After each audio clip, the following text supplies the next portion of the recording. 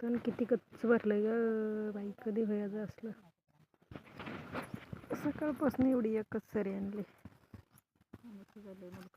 मग काय जत्रेला जायचं 2-4 दिवसांनी लगेच काय. आमचा दादू म्हणतोय मम्मी जत्रा फुटल्यावर ना जाऊया, पाळण्यात बसायचं, ही तिकीट लय कमी होतं म्हणा. मी म्हणलं पाळणं काढल्यावर जाऊया आपण.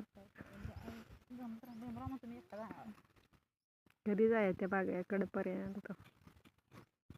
खुरपत लागले 11 वाजायची ते अजून. ही पाण्यानंच ग बिव हात आलंय बरं का, खाली सगळं येऊन इथं बसलंय आणि वरनं आलंय वाहतून. आणि ती एकाच थाप लगवलंय. ज्या ह्याला ऊन लय लागतं ती गच भरली आणि इकडची थाप कमी आहे.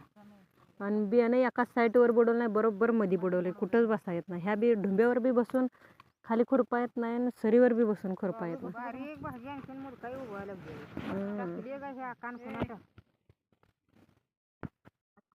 तर आमचं चालू आहे ऊस खुरपायला. आता झाली जेवाय सुट्टी. मी आणले चपाती,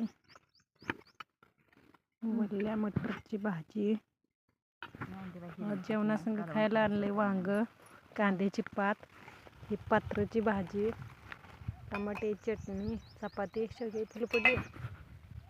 मम्मा काय हिरवी चटणी, भाकरी, चटणी, बाजरीची भाकरी, चपाती आणि सुक्कं वांग. तर या जेवायला सगळेजण.